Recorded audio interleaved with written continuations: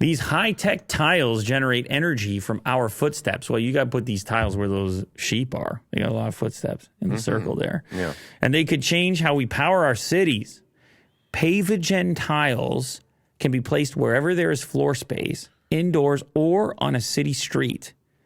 Wow. Look at those.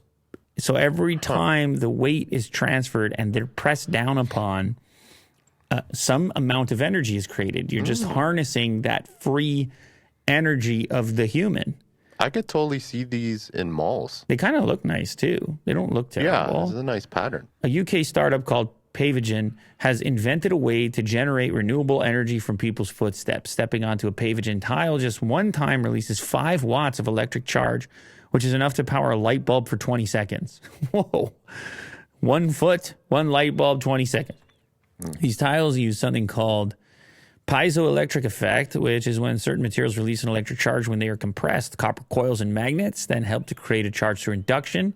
It's one example of how kinetic energy can be harnessed to produce cleaner, cheaper electricity on top of other renewable sources like hydro, wind, solar, and nuclear. Yeah, you're not going to power a city based on this. It could be so expensive to implement everywhere there's pavement. However, when I hear the word kinetic, I always get fired up because when I was a kid, I had a Seiko Kinetic watch with auto relay, and I thought it was the coolest thing in the world that it never needed a battery. Yeah, just powered by your movements.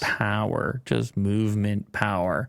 Now, it probably in the short term is another one of those, oh my God, when players run on the pitch, it powers the lights. Damn. I don't know, man. It's definitely extremely cool.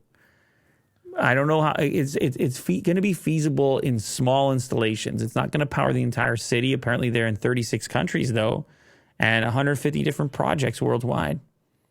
Also, you have some places that don't have much of a grid, so you could have a closed system like that soccer pitch, wherever it was. It's pretty interesting. Airports, places with very high traffic.